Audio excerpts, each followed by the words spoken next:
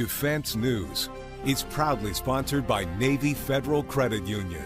If you're a member of our nation's armed forces, the Department of Defense, or if your family is, we'd be proud to serve you too. On this episode of Defense News Weekly, we take an in-depth look at the hypersonics race. As global powers press forward with a transformative military technology, we talk to an expert on where the U.S. stands in comparison to its rivals. What programs are working for the U.S. both for offensive weapons and defensive counter-hypersonics? We learn about how the Pentagon is keeping pace with the most advanced weaponry in a generation, plus an update from the defense contracting world. Join us for the latest in news and analysis from the Pentagon to the platoon, here on Defense News Weekly.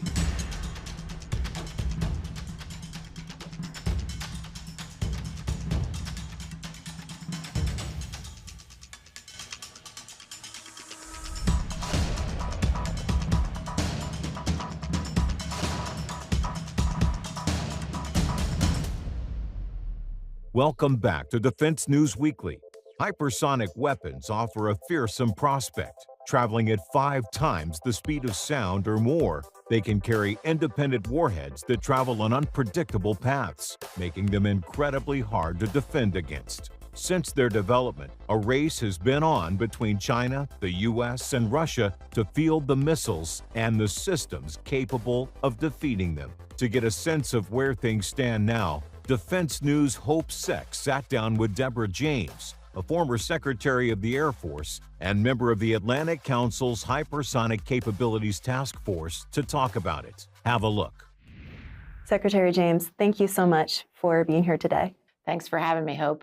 So in October, the Hypersonics Task Force that you co-chair rolled out its final report. It made a little bit of buzz in Washington, and there were recommendations specifically about surging efforts to field the first hypersonic systems and about establishing a munitions czar to oversee some of the work going forward. And it's been about 2 months since then, so I wanted to ask, what traction are you seeing on some of those recommendations? Well, so far so good, Hope, but of course it's still early days. So what we have done since we rolled out the report and made what I think are those critical recommendations, we've briefed senior officials in the Pentagon about this, and particularly the notion of a czar, I think, fits quite well with this administration's approach. They've done a czar for Golden Dome, they've done a czar for drones, and most recently they've named Lieutenant General Dale White of the Air Force to be what they call a DRPM, a direct reporting program manager, which is czar-like over some very important Air Force programs. So we've briefed our view of the importance of hypersonics and suggested a czar, as well as our other recommendations, to the Pentagon. We've also extensively briefed key members of Congress, among them the co-chairs of the Hypersonics Caucus in the House, Congressmen Mesmer and Norcross, very, very interested in the report. They both sit on the House Armed Services Committee, of course. So we're anxious to see the results of the NDAA, the National Defense Authorization Act, and also anxious to see what happens on funding. We do know that, of course, our call was for increased funding for these first generation of weapons to get them fielded at some level. We think we need to do it at scale, having many of these weapons in our inventory. And it is promising what we've seen, but we think Congress can do more. So we're waiting to see what happens there. Well, I'm glad you brought up the NDAA. That's definitely the new news in town. We have at least the full agreed upon text of the bill. And first of all, there is some much heralded investment in hypersonics weapons programs. So let's start with that. What are you seeing in the bill? Is the investment enough? And what will it enable over the next year? Well, I believe, if I'm not mistaken, and I have not yet read the full bill, but I believe there's about 3.9, let's call it $4 billion for research and development of hypersonic weapons. Now that's good, but of course, one of our calls to action in our report is that we need to move beyond the research and development phase and get into production. So it's not clear to me within that budgetary framework how much of that could actually launch some of the weapons of today, which are ready for production, at least as I understand it, they're close to being ready. I'm talking about the HACM and the Arrow in the Air Force. I'm talking about the conventional prompt strike of the Navy and the Dark Eagle of the Army. I'm not clear on how much of that would be to actually produce and field some of those weapons. I think the funding is a good start. I think Congress can do better, and I hope that if not this year, certainly in the following years, they will do so.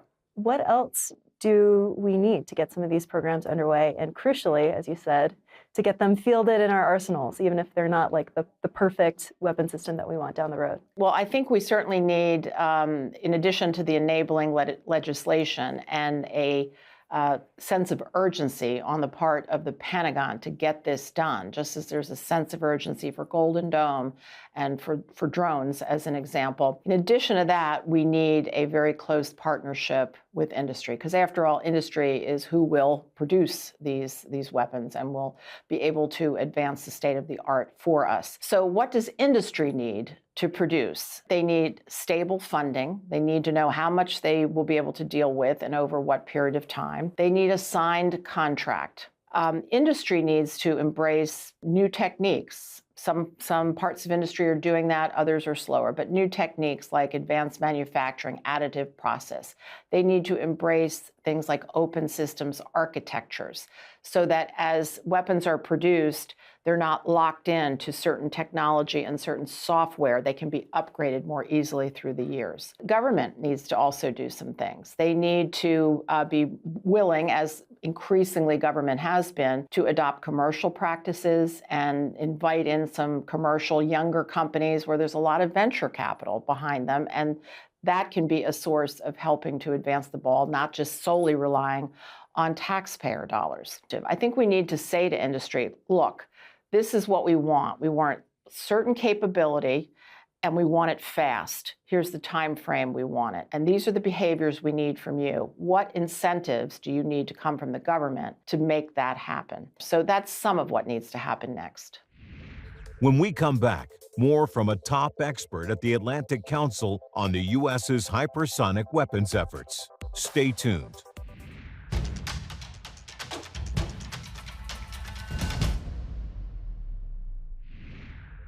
Welcome back to Defense News Weekly. Hypersonic weapons are one of the most disruptive developments in military technology. For more on their impact in the defense sphere, we return to our talk with Deborah James, former Air Force Secretary and an expert at the Atlantic Council.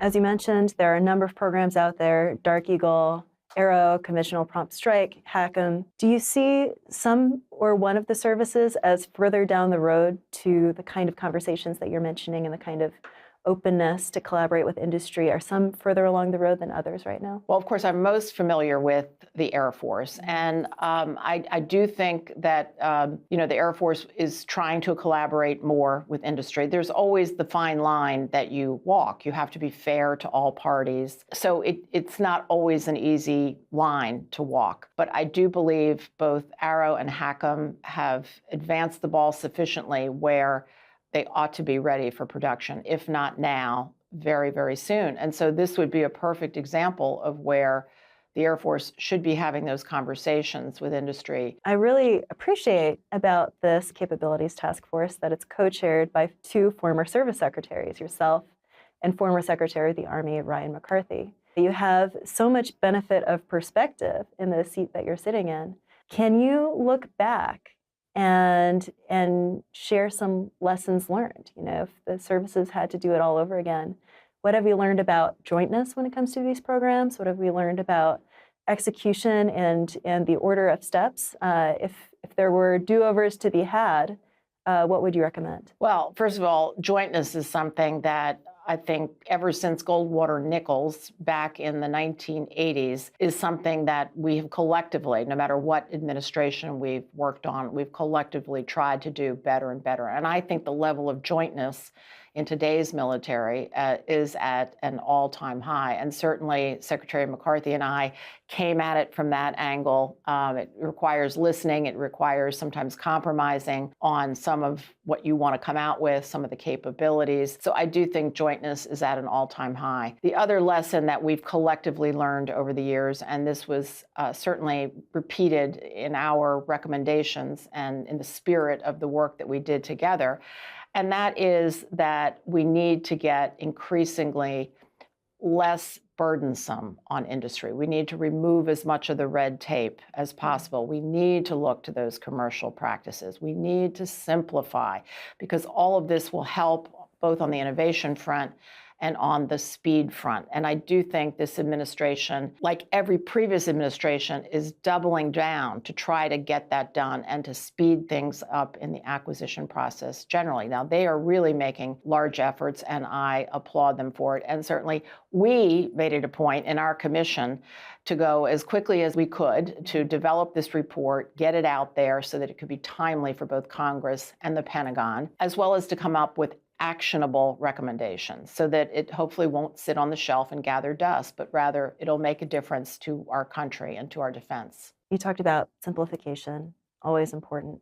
Are there moments you look back on in the programs as they developed where you could say, with the benefit of the knowledge and perspective you have now, we should have done this differently, or taken a more efficient path, perhaps? Well, speaking of acquisition in general, I certainly would have wished we would have gotten the OTA, the Other Transaction Authority religion, earlier than we collectively did in the Pentagon.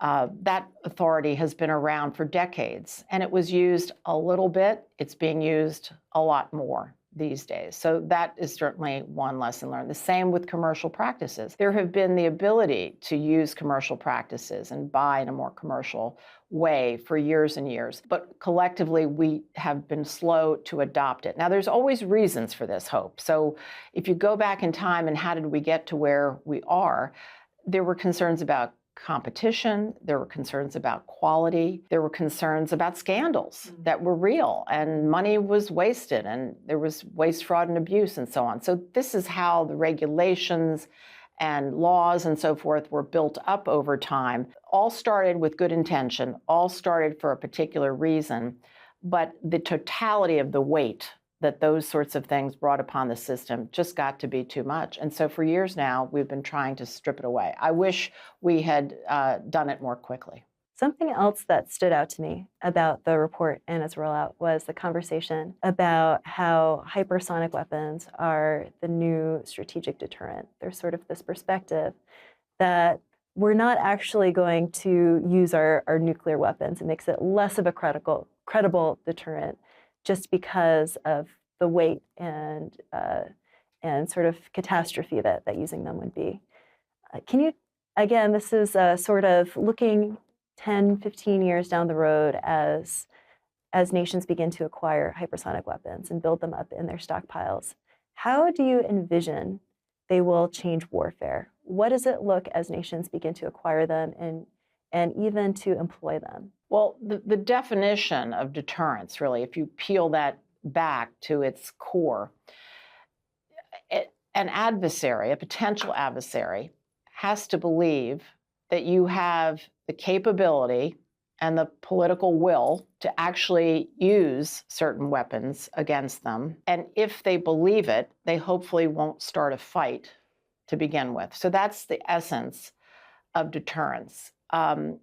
So right now, we don't have a deterrent value in our hypersonics capability because our hypersonics have all been in the research and development phase. They have not yet moved to production. So we don't have any of these weapons fielded. We're hurt from a deterrent standpoint at this point because of that. I think we're also hurt from a warfighting capability, the fact that we lack these weapons now. At present, our potential adversaries can put our bases overseas, our allies, potentially even the homeland in some cases at risk because, of course, these weapons are fast, they're lethal, they're very survivable, hard to shoot them down. And if launched against us, it would only give us minutes, vice perhaps hours, to react, meaning Would we do a counterstrike? Well, you got minutes to figure it out.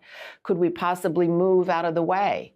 Well, you've only got minutes to get it done, you see. So it really does put us at a disadvantage. To field them at scale in our country, first of all, would help us, God forbid we get into a fight, because those weapons would be able to be very useful in what's called the anti-access aerial denial environment. These very complex abilities and sensors and so on that can shoot down aircraft. China, Russia, other potential adversaries have those. These weapons could break through. So it would be very helpful in such a warfare environment. So for both a deterrent value and, God forbid, we get into war, we need these weapons. We also need defense against these weapons. So this plays into Golden Dome. This plays into our ability to be able to, through cyber effects, through electronic warfare, defeat somebody else's hypersonic attacks against us. Now, how will this change warfare in the future? I think warfare will be forever evolving. It will never stand still. So it's very hard to say 20 or 30 years from now, what will this do? I worry more about the near future. I worry more about the next 5 years. What can we, myself, someone like myself who's been in the government, who has certain knowledge, but I'm now on the outside, what can I do to try to still advance the ball in critical ways that will help our country and our allies and our mutual defense in the next 5 years, let's say? I'm going to have to leave it to the next generation to worry about the next 30. When we come back, it's time to start making those financial New Year's resolutions. Hear from our finance expert on planning to make the most of 2026.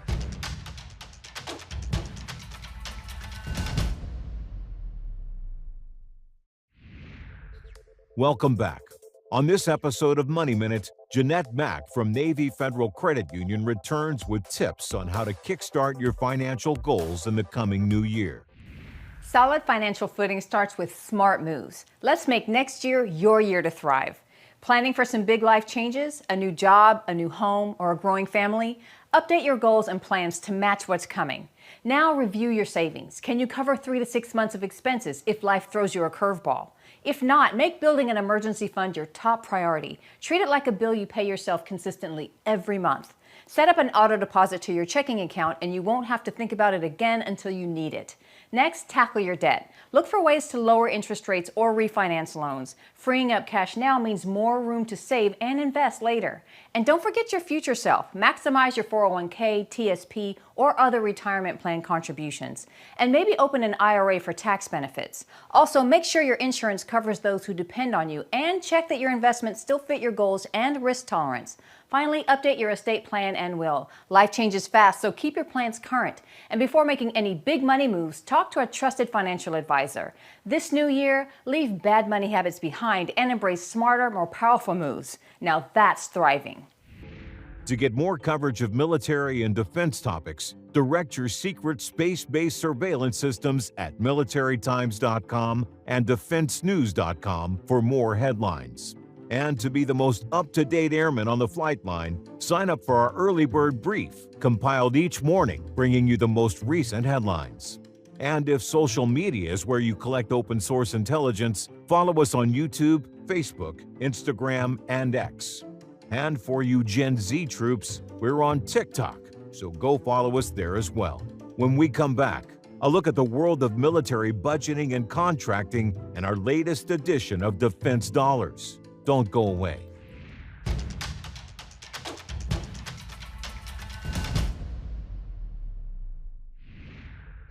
Welcome back. On this week's edition of Defense Dollars, it's that most wonderful time of year, budget season. The latest version of Congress's defense funding plan is out, so we turn to our friends at Cheddar for an update. Have a look. Welcome to Defense Dollars, a weekly update on the defense and aerospace markets around the world and what is making the numbers move. Let's dive in. Starting with some news here at home, Washington is making defense headlines. Congress's Compromise National Defense Authorization Act is calling for an increase in military spending, adding about $8 billion above the Pentagon's fiscal 2026 request. That brings the grand total for the 2026 budget to $900.6 billion. The bill includes $162 billion for procurement, $146 billion for R&D, $291 billion for operations and maintenance, and $234 billion for personnel and health care.